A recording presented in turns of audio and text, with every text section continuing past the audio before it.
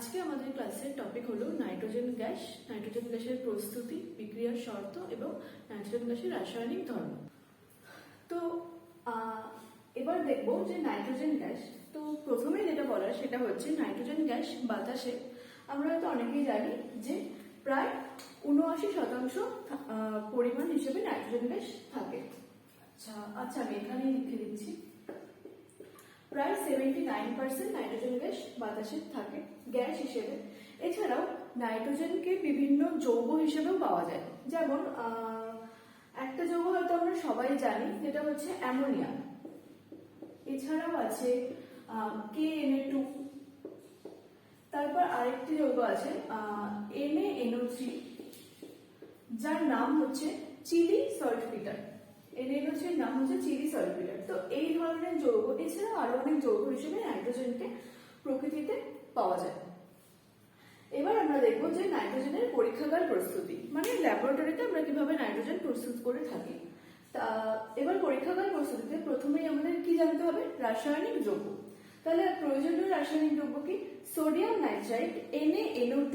আচ্ছা, এটা কিন্তু ছিল NaNO3। আর পরীক্ষাগার প্রস্তুতিতে যেটা লাগছে সেটা হচ্ছে NaNO2।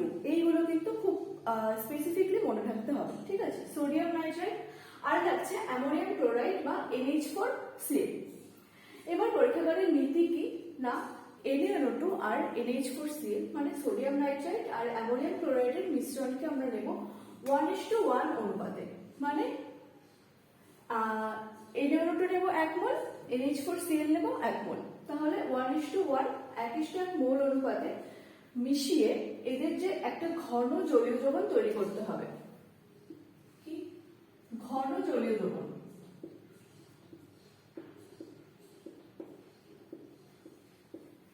তাহলে NaNO2 এবং NH4Cl এর ঘন জলীয় দ্রবণের মিশ্রণকে খুব ধীরে ধীরে সতর্কতার সাথে উত্তপ্ত করলে কি উৎপন্ন হবে? নাইট্রোজেন গ্যাস নির্গত হবে। এবার দেখবো যে বিক্রিয়া কিভাবে বিক্রিয়া করবে। তো দেখো NaNO2 প্লাস NH4Cl থেকে, আচ্ছা এই বিক্রিয়াটা হচ্ছে দুটো ধাপে সংঘটিত হবে। তো প্রথম ধাপ হচ্ছে এটা কিনা NaNO2 আর NH4Cl বিক্রিয়া করে প্রথমে উৎপন্ন করবে NH4NO2 বা অ্যামোনিয়াম নাইট্রেট। তারপর যখন ধীরে ধীরে এই যে বললাম আমি উত্তপ্ত করছি, তাপের প্রভাবে NH4NO2 ভেঙে গিয়ে বা বিয়োজিত হয়ে নাইট্রোজেন গ্যাস উৎপন্ন করবে আর উৎপন্ন হবে জল। তাহলে এইটা ছিল পরীক্ষাগার প্রস্তুতির রাসায়নিক দ্রব্য, বিক্রিয়ার নীতি ও শর্ত এবং প্রয়োজনীয় রাসায়নিক বিক্রিয়া।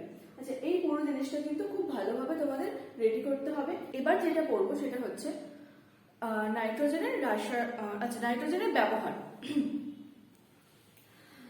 তো দেখো আমি বললাম যে সাধারণত নাইট্রোজেন ঘটিত যৌগগুলো কি কি? অ্যামোনিয়া, NaNO3, ইউরিয়া, এগুলো হচ্ছে নাইট্রোজেন ঘটিত যৌগ। তাহলে এই জিনিসগুলো কিসে আমরা ব্যবহার করি না, সার হিসেবে। অ্যামোনিয়া সার হিসেবে ব্যবহৃত হয়, ইউরিয়া সার হিসেবে ব্যবহৃত হয়। এছাড়াও অ্যামোনিয়াম নাইট্রাইট, অ্যামোনিয়াম সালফেট, এই বিভিন্ন সার উৎপন্ন করতে নাইট্রোজেন যৌগ কাজে লাগে। এছাড়াও নাইট্রোজেনের আরেকটি যৌগ আছে যেটা হচ্ছে HNO3।